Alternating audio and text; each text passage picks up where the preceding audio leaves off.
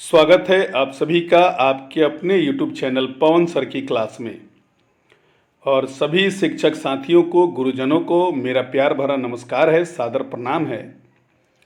जैसा कि आप सभी को भली भांति यह जानकारी है कि शैक्षणिक सत्र 2025-26 की शुरुआत हो चुकी है और इस कड़ी में आज सुरक्षित शनिवार का पहला दिवस है। अप्रैल माह का प्रथम सप्ताह है और निर्धारित कैरिकुलम के अनुसार आज हमें फोकल शिक्षक और बाल प्रेरकों के चयन के संबंध में जानकारी प्रदान करनी है। तो आज का यह वीडियो आप सभी के लिए बहुत ही महत्वपूर्ण होने वाला है, तो वीडियो के अंत तक बने रहिएगा और इस वीडियो को पूरा देखकर अपने विद्यालय में बाल प्रेरक और विद्यालय के फोकल शिक्षकों का चयन आसानी से आप कर पाएंगे। तो आइए वीडियो को शुरू करते हैं। बिहार के सरकारी विद्यालयों में मुख्यमंत्री विद्यालय सुरक्षा कार्यक्रम के अंतर्गत सुरक्षित शनिवार कार्यक्रम एक नवाचारपूर्ण पहल है, जिसका उद्देश्य बच्चों को विभिन्न प्रकार की आपदाओं और जोखिमों की पहचान कर उनका न्यूनीकरण करके सुरक्षित, संवेदनशील और सहयोगात्मक वातावरण को प्रदान करना है।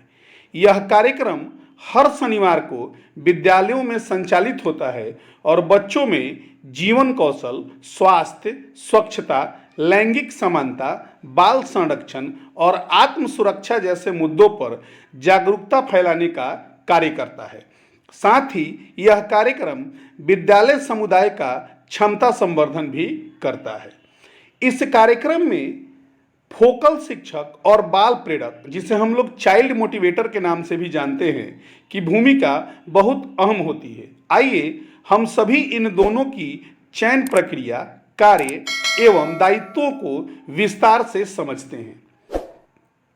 पहले जानते हैं फोकल शिक्षक। तो फोकल शिक्षक क्या होता है? फोकल शिक्षक का मतलब है एक ऐसा शिक्षक जो किसी विशेष कार्यक्रम जैसे सुरक्षित शनिवार के केंद्र में रहकर उसकी योजना का निर्माण करता है, संचालन करता है और निगरानी करता है। यानी वह उस कार्यक्रम का मुख्य जिम्मेवार शिक्षक होता है। पहले यह प्रक्रिया थी कि एक विद्यालय में एक फोकल शिक्षक हुआ करते थे, लेकिन पिछले दिनों जो संशोधन हुए हैं उसमें विद्यालय के सभी शिक्षक इंक्लूडिंग एचएम भी आपदा प्रबंधन का प्रशिक्षण प्राप्त किए हैं और वे सभी के सभी विद्यालय के फोकल शिक्षक के रूप में कार्य करते हैं। आइए जानते हैं हम फोकल शिक्षक के चयन की प्रक्रिया को। फोकल शिक्षकों के चयन की प्रक्रिया में विद्यालय स्तर पर प्रधानाध्यापक की देखरेख, संरक्षण और अध्यक्षता में एक बैठक में एक शिक्षक को फोकल शिक्षक के रूप में नामित किया जा सकता है। जैसा कि मैंने आपको पहले भी बताया कि ये पहले की व्यवस्था है, लेकिन वर्तमान की व्यवस्था में सभी विद्यालय के जो शिक्षक हैं उन सभी ने आपदा प्रबंधन का प्रशिक्षण प्राप्त किया है, तो वे कार्यक्रम का संचालन कराने के लिए नामित शिक्षक के रूप में और फोकल शिक्षक के रूप में क्रियाशील रहेंगे।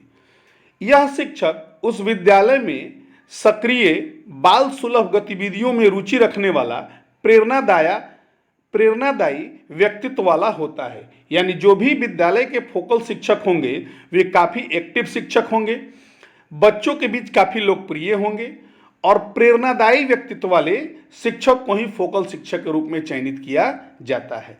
प्राथमिकता के आधार पर विद्यालय के विज्ञान या भूगोल के शिक्षक को जहाँ तक यदि उपलब्ध हो, तो उस स्थिति में विज्ञान के शिक्षक और भूगोल के शिक्षक जो होते हैं, जो ज्योग्राफी और साइंस पढ़ाते हैं, उनको यदि फोकल शिक्षक बनाया जाए तो ये काफ़ी हितकारी साबित हो सकता है, क्योंकि वार्षिक कैलेंडर में बहुत ऐसे दिवस के कार्यक्रम हैं जिनका जुड़ाव सीधे सीधे या तो ज्योग्राफी सब्जेक्ट से है, यानी कि भूगोल सब्जेक्ट से है, या साइंस सब्जेक्ट से है। तो फोकल शिक्षक के रूप में अगर विज्ञान शिक्षक या भूगोल के शिक्षक को नामित किया जाए तो यह बेहतर हो सकता है। अगर बात की जाए फोकल शिक्षकों के कार्य एवं दायित्व की, तो उनके कार्यों में सबसे पहला कार्य है विद्यालय आपदा प्रबंधन समिति SDMC school disaster management committee का गठन करना या पुनर्गठन करवाना, विद्यालय में हजार्ड हंट करवाना तथा उसका मैपिंग करवाना, प्रत्येक शनिवार को सुरक्षित शनिवार कार्यक्रम का संचालन करना, विद्यालय में आपदा प्रबंधन कार्यक्रम की योजना को बनाना तथा अन्य शिक्षकों के साथ उनका समन्वय करना, बाल प्रेरकों का चयन कर उन्हें प्रशिक्षित करवाना, बाल प्रेरकों द्वारा सुरक्षित शनिवार की वार्षिक समय सारणी के अनुसार निर्धारित गतिविधियों को विद्यालय में प्रत्येक शनिवार को संचालित करवाना, बच्चों के लिए गतिविधियों मॉक ड्रिल का आयोजन करना, जैसा कि चर्चा, नाटक, चित्रकला, समूह गतिविधियां इत्यादि का संचालन करवाना भी फोकल टीचर का ही कार्य होता है। बच्चों से संवाद कर उनके विचारों और समस्याओं को समझना व समाधान की दिशा में उचित और सार्थक प्रयास करना, जिला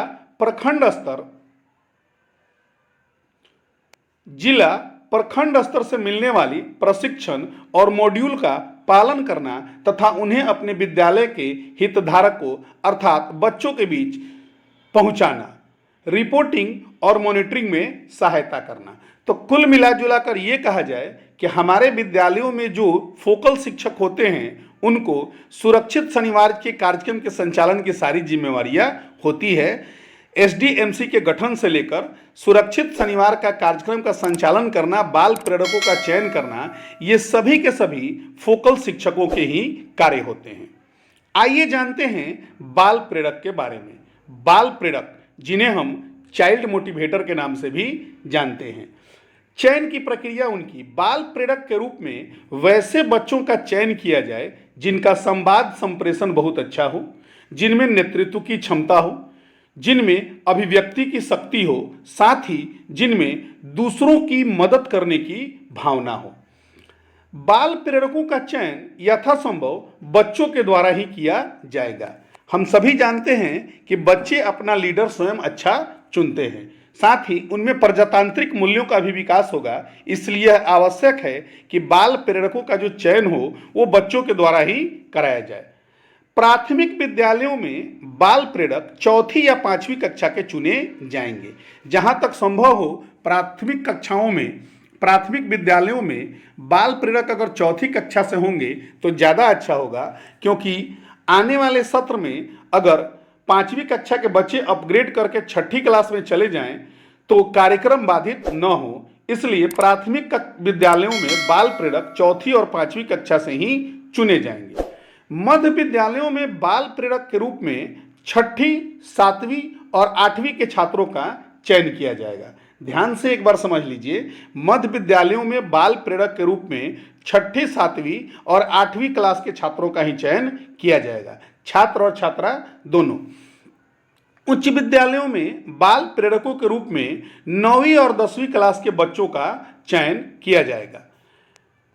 चयन बच्चों और शिक्षकों की संयुक्त सहमति से होता है। बच्चे अपना चयन करते हैं और शिक्षक उनको मार्गदर्शन प्रदान करते हैं। अब जानते हैं एक विद्यालय में बाल प्रेरकों की संख्या कितनी होगी। किसी भी विद्यालय में बाल प्रेरकों की संख्या का गणित इस प्रकार से है। विद्यालय के कुल कमरे जिनमें कक्षाएं संचालित होती हैं उनकी संख्या के 2 गुने से 2 या 3 अधिक। जैसे यदि किसी विद्यालय में कुल 5 कमरों में कक्षाओं का संचालन होता है तो उस विद्यालय के लिए बाल प्रेरकों की संख्या 5 गुना 10 प्लस 2 या 3 अर्थात उस विद्यालय में 12 या 13 बाल प्रेरक होंगे। इस गणित को आप सभी अच्छा से समझ जाइए कि आपके विद्यालय में जितने कक्षाओं में वर्ग का संचालन होता है उन कक्षाओं की संख्या के 2 गुना से 2 या 3 अधिक बाल प्रेरकों की संख्या हो सकती है। वैसे अपने विद्यालय के छात्रों की संख्या के आधार पर भी आप उचित संख्या में बाल प्रेरकों का चयन आसानी से कर सकते हैं।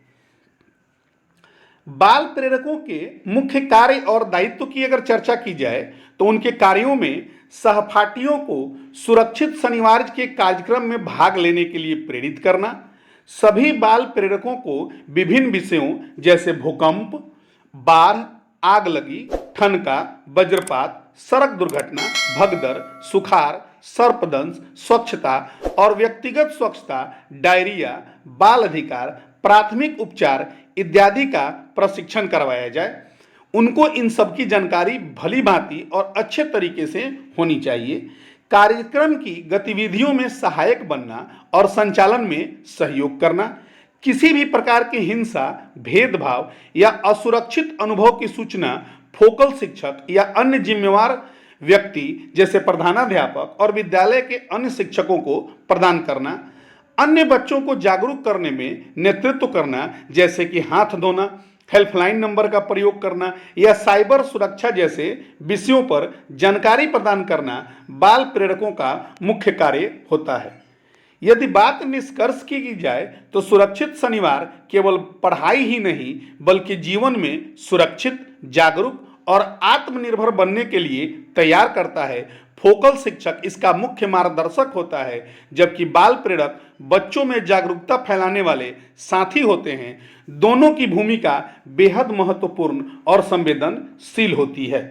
उम्मीद करते हैं कि आपको यह जानकारी बहुत अच्छी लगी होगी, और यदि यह जानकारी आपको अच्छी लगी है तो इस जानकारी को अधिक से अधिक विद्यालयों को और गुरुजनों को शेयर करें ताकि वे भी इस जानकारी का लाभ उठा सकें। और अभी तक यदि आपने हमारे चैनल को सब्सक्राइब नहीं किया है तो जल्दी से हमारे चैनल को सब्सक्राइब करके बेल आइकन को जरूर दबा दें। बहुत बहुत धन्यवाद।